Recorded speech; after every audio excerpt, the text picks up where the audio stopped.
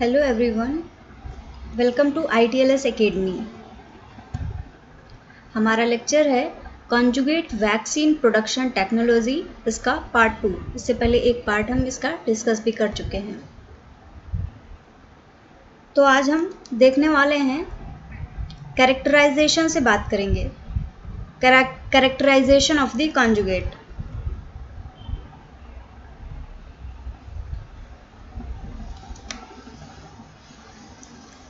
Perhaps one of the most critical steps in the manufacture of a conjugate is the characterization of the conjugate. किसी भी conjugate को बनाने के लिए, conjugate क्या होता है? जो दो चीज़ों से मिलकर बना हुआ होता है, दो अलग अलग तरीके की चीज़ें, और उनको किसी भी टेक्निक से एक साथ में लाइगेट कर दिया जाता है, जोड़ दिया जाता है, जिसको कॉन्जुगेट बोलते हैं एंड समटाइम्स उसको रिकॉम्बिनेंट भी बोल सकते हैं। तो कॉन्जुगेट मतलब दो अलग अलग तरीके की चीज़ें। तो सबसे क्रिटिकल स्टेप होता है किसी भी कॉन्जुगेट के प्रोडक्शन में, मैन्युफैक्चर में, कि उसका कैरेक्टराइजेशन कैसे किया जाए। The technology used for this characterisation has evolved over the years.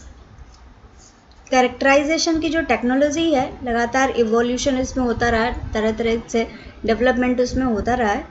In general animal assays are not used for routine analysis of polysaccharide conjugate vaccine. जो एनिमल एसेज होते हैं नॉर्मली, उनको पॉलीसैकेराइड कॉन्जुगेट वैक्सीन के लिए routine analysis के लिए नहीं use किया जा सकता है। Polysaccharide conjugate vaccine, polysaccharide conjugate vaccine से मतलब है कि कोई भी दो तरीके के पॉलीसैकेराइड्स को इसमें ऐड किया जा रहा है या कॉन्जुगेट किया जा रहा है। Instead the consistency of manufacture of a particular vaccine is evaluated by a battery of physicochemical test. Manufacture जब हो रहा होता है किसी भी वैक्सीन का, किसी भी पर्टिकुलर वैक्सीन का, तो उस टाइम पे जो कंसिस्टेंसी होती है वैक्सीन के प्रोडक्शन में, उसका बहुत इम्पॉर्टेंट रोल होता है। और इसका रोल इसमें भी होता है कि तरह तरह की जो टेस्टिंग की जा रही हैं, वो कंसिस्टेंसी कैसी है प्रोसेस की, उस पर डिपेंड करती हैं। Battery of physicochemical test whose limits have been set on the basis of lots of vaccine used in clinical trials. ये जो फिजिकल टेस्ट होते हैं, फिजियोकेमिकल टेस्ट होते हैं, ये कुछ इस तरीके से डिज़ाइन किए जाते हैं कि क्लिनिकल ट्रायल्स पे डिपेंड करेगा। इनका जो लिमिट है वो क्लिनिकल ट्रायल पे होता है कि अगर क्लिनिकल ट्रायल हुआ और टेस्टिंग सक्सेसफुल है, तो अब तो आप बोल सकते हैं कि हाँ, इसको आगे बढ़ाया जा सकता है मैन्युफैक्चर को, और डाउनस्ट्रीम प्रोसेसिंग करके इसको मार्केट में भी भेजा जा सकता है, सोसाइटी तक पहुंचाया जा सकता है। लेकिन अगर क्लिनिकल ट्रायल्स यहाँ पे सक्सेसफुल नहीं हैं, कोई भी हार्मफुल इफेक्ट देखने को मिल रहा है, तो ये लिमिट हो जाएगा, लिमिटेड हो जाएगा। इसको आगे बिना मॉडिफिकेशन के नहीं बढ़ाया जा सकता, क्योंकि अगर ये हार्मफुल हो रहा है तो इसको यूज़ करना बहुत ही ज़्यादा खतरनाक होता है।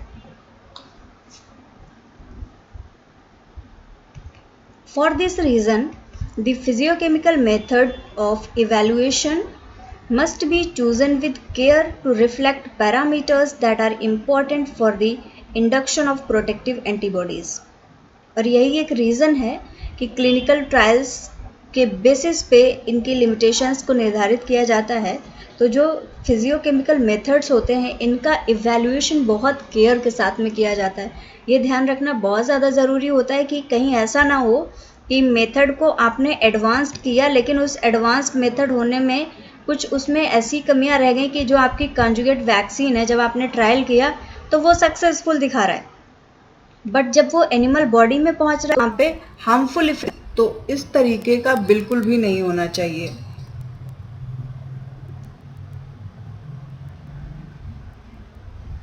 There are two levels of characterization required as follows. दो तरीके से दो लेवल पे कैरेक्टराइजेशन किए जाते हैं। सबसे पहला, in depth analysis to validate the process and serve as a resource during the history of vaccine. किसी भी प्रोसेस को वैलिडेट कराने के लिए कि ये प्रोसेस वैलिड है, उसकी इन डेप्थ एनालिसिस होनी चाहिए, पूरी डीप अंडरस्टैंडिंग होनी चाहिए प्रोसेस की, कि उसका कोई भी स्टेप ऐसा ना हो जो कि वैक्सीन के प्रोडक्शन में कोई भी ऐसा काम करे कि वो जाके हार्मफुल हो जाए एनिमल्स के लिए या ह्यूमंस के लिए, जिसके लिए भी वैक्सीन बनाई जा रही है। And characterisation to ensure potency, potency को इंश्योर करने के लिए इसका कैरेक्टराइजेशन बहुत ज़रूरी है। कैरेक्टराइजेशन इसलिए होता है ताकि आपको पता चल सके कि एक्चुअल जो चीज़ आपने बनाई है वो वही है जो आप चाह रहे थे या फिर वो नहीं है। इसके साथ साथ में आप हर एक चीज़ जानते हैं, उसकी डीप अंडरस्टैंडिंग पाते हैं कैरेक्टराइजेशन के द्वारा। And manufacturing consistency, manufacturing consistency को भी इंश्योर करने के लिए कैरेक्टराइजेशन की ज़रूरत होती है, such as in process and release test. Proof of conjugation, conjugation का प्रूफ कैसे मिलता है? Proof of conjugation can be established using several methods, बहुत से मेथड्स हैं जिनसे कंजुगेशन के प्रूफ को एस्टैब्लिश किया जा सकता है। An increase in the apparent size of the carrier protein, जो कैरियर प्रोटीन है उसका साइज बढ़ जाएगा। कैसे? आपने दो प्रोटीन लिया या पॉलीसैकेराइड लिया, जो भी लिया, इनको कंजुगेट कराया। कंजुगेट करने का मतलब आपने इन दोनों को किसी भी मेथड से एक साथ में जोड़ दिया। तो अब आप देखिए, इसका इंडिविजुअल साइज देखिए और इसका इंडिविजुअल साइज देखिए, दोनों का साइज छोटा है लेकिन इसका साइज देखिए बड़ा हो गया, मतलब कि कैरियर प्रोटीन का साइज बड़ा हो जाता है। और बोथ पॉलीसैकेराइड्स एंड या तो प्रोटीन होगा या पॉलीसैकेराइड होगा, कोई भी होता है तो उसका साइज बढ़ जाएगा। And protein on size exclusion chromatography is usually an indicator that a conjugation reaction has occurred. ये जो साइज बढ़ा हुआ मिलेगा, ये कहाँ पे मिलेगा? आप ऐसे तो देख नहीं सकते नेकेड आई से कि आपको विजुअलाइज हो, आप इसके लिए क्रोमेटोग्राफी टेक्निक का यूज़ करते हैं।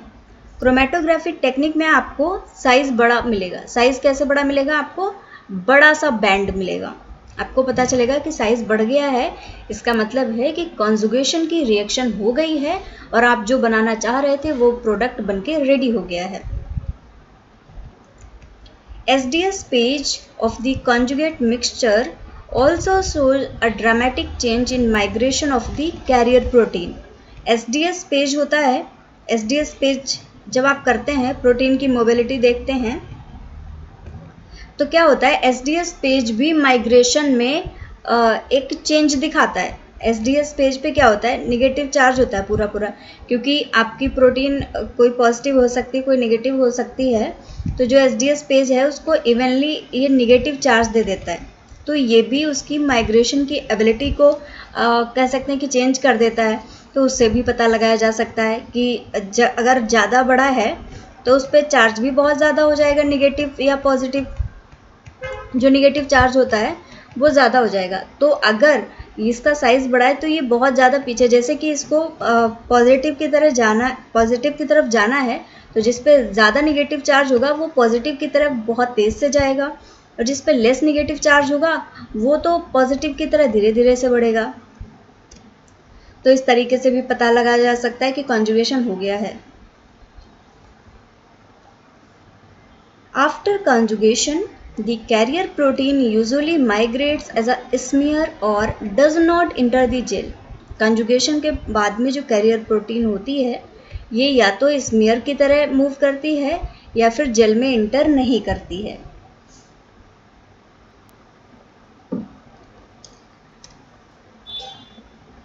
अब आता है फ्री पॉलीसैकेराइड। फ्री पॉलीसैकेराइड क्या होता है? Free polysaccharide is probably one of the most difficult parameters to measure. Free polysaccharide को measure करना बहुत ज़्यादा difficult होता है। ऐसा क्यों? Because of the problem of separating conjugated polysaccharide from free polysaccharide.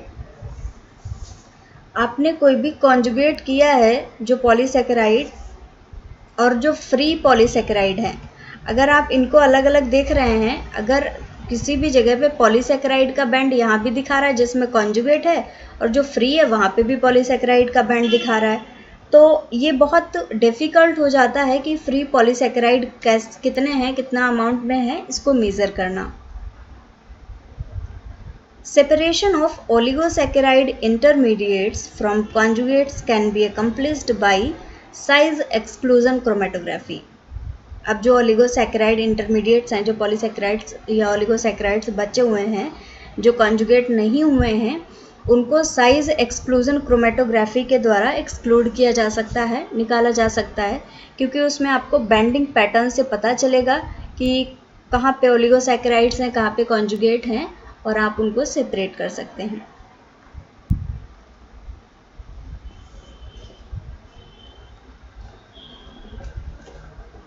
Degree of derivatization.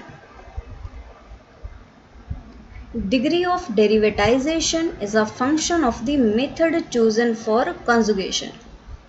Derivatization का मतलब ये होगा कि आपने कॉन्जुगेशन के लिए किस मेथड को चूज किया है.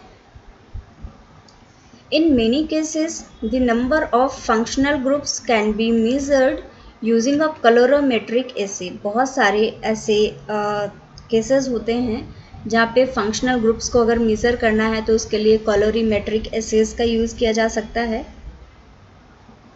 When the polysaccharide is activated by periodate oxidation, the measure of derivatization is concentration of aldehydes generated. अगर पॉलीसैकेराइड है कोई भी, इसको एक्टिवेट किया जा रहा है पेरियोडेट ऑक्सीडेशन की मदद से, तो आपको यहाँ पे एल्डिहाइड्स का जनरेशन मिलेगा, और जितना ज़्यादा एल्डिहाइड का जनरेशन होगा वही होगा डेरिवेटाइजेशन. उसी से आपको पता चलेगा कि डेरिवेटाइजेशन कितना हुआ है. Typically, these residues are measured using the Park-Johnson reaction. इनको मेज़र करने के लिए पार्क-जॉनसन रिएक्शन का भी यूज़ किया जाता है.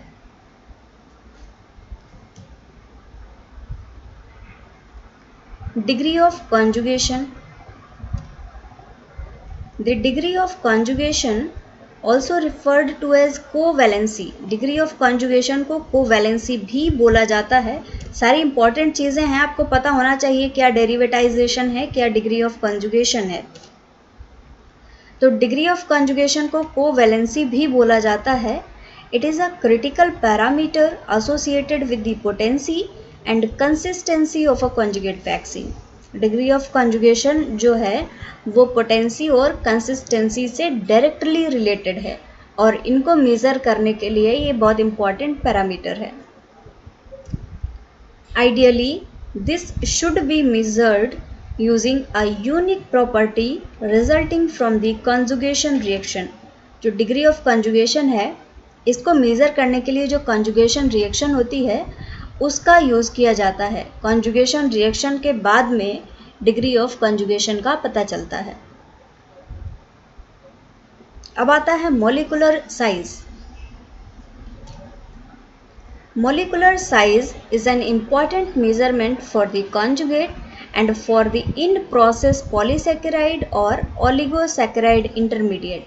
जो molecular size है ये तो बहुत ही ज़्यादा important हो जाता है कि conjugate अगर आपने बनाया है तो आपको पता ही नहीं चलेगा अगर आप molecular size नहीं देखेंगे, क्योंकि size जब आप conjugate बनाते हैं, दो चीज़ें जुड़ती हैं तो उसका size बढ़ जाता है. तो ये बहुत इंपॉर्टेंट मेज़रमेंट है कॉन्जुगेट्स के लिए, और इसके साथ ही साथ इन प्रोसेस पॉलीसैकेराइड या ओलिगोसैकेराइड इंटरमीडिएट्स के लिए भी, क्योंकि आपको अगर सेपरेट करना है जो पॉलीसैकेराइड या ओलिगोसैकेराइड हैं और जो कॉन्जुगेट हैं, तो आपको मॉलिक्यूलर साइज़ का पता होना बहुत ज़रूरी हो जाता है.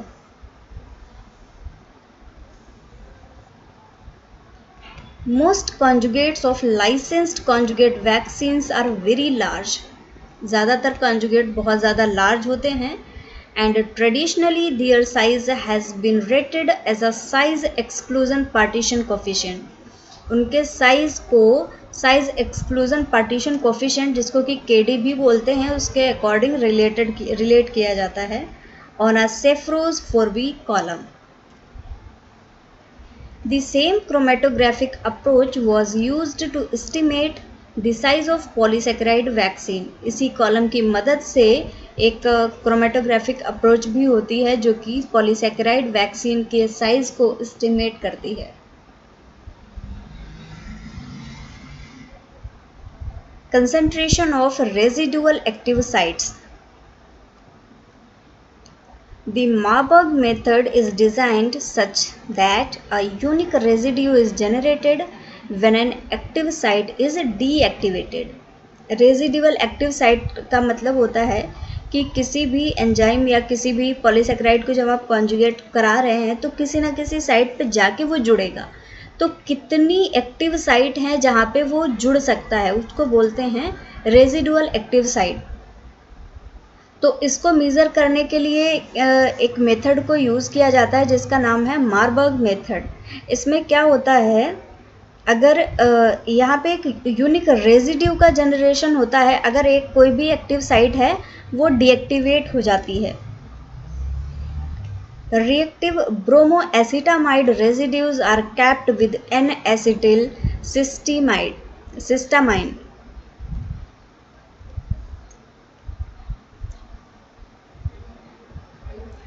Residual reactants and reagents. Conjugation chemistry uses and generates some toxic chemicals and byproducts. जो कॉन्जुगेशन केमिस्ट्री है कुछ टॉक्सिक केमिकल्स को और बाई प्रोडक्ट्स को जनरेट करती है। These byproducts of conjugation are removed by inactivation and ultrafiltration in the manufacturing production. Manufacturing के दौरान ये जो बाई प्रोडक्ट या जो टॉक्सिक प्रोडक्ट बनते हैं इनको इनएक्टिवेट किया जाता है या फिर इनको अल्ट्रा फिल्ट्रेशन के द्वारा रिमूव कर दिया जाता है। It is essential that validated assays be used to verify the removal of these compounds. ये बहुत ज़रूरी है कि इन कंपाउंड्स को रिमूव करने के लिए कोई भी एसे का यूज़ नहीं किया जाए, जो वैलिडेटेड एसेज हैं उन्हीं का यूज़ किया जाए, क्योंकि पता चले आप यहाँ से इम्प्योरिटी को निकाल रहे हैं और आपने कोई ऐसा ही ऐसे यूज़ कर लिया जिसका कोई वैलिड प्रूफ नहीं है और उसने कोई अगली इम्प्योरिटी या कोई टॉक्सिक केमिकल बना दिया, तो ये अगेन हार्मफुल हो जाएगा। NMR, that is nuclear magnetic resonance, has been a valuable tool for the detection of contaminants in intermediates during the manufacturing process. Manufacturing के दौरान अगर कोई भी कंटेमिनेशन हुआ है तो उसको डिटेक्ट करने के लिए न्यूक्लियर मैग्नेटिक रेजोनेंस का यूज़ किया जा सकता है। Polysaccharides used in conjugation can be contaminated with antifoam agents. Conjugation में जो polysaccharides यूज़ हो रहे हैं वो antifoam agent से contaminate हो सकते हैं that were used in the fermentation process, जो fermentation process के दौरान यूज़ किए जाते हैं, और phenol residues from purification और culture inactivation procedure, या फिर प्योरीफिकेशन के दौरान फिनॉल का यूज़ होता है या फिर कल्चर इनएक्टिवेशन प्रोसीजर के दौरान इसका यूज़ होता है, तो इनसे भी इम्प्योरिटीज़ आ सकती हैं और कंटेमिनेशन हो सकता है। Future directions. The sophistication of polysaccharide protein conjugate vaccine manufacturing has evolved during the last 20 years. जो पॉलीसैकेराइड प्रोटीन कॉन्जुगेट वैक्सीन की मैन्युफैक्चरिंग की प्रोसेस है ये लगभग पिछले 20 सालों से इसमें काफ़ी इवोल्यूशन हुआ है with our understanding of their efficacy and safety profile, और हमने बहुत कुछ जाना समझा है उनकी एफिकेसी के बारे में और उनकी सेफ्टी प्रोफाइल के बारे में। Nevertheless there remain several challenges to producing more effective, economical and predictable conjugate vaccine. अभी भी बहुत सारे challenges हैं ताकि बहुत एक effective और predictable conjugate vaccine को बनाया जा सके। So thank you very much everyone for watching this session. Follow करिए ITLS Academy को on various social media platforms. Thank you for watching. Like this video, share and subscribe to our YouTube channel. Thank you very much everyone.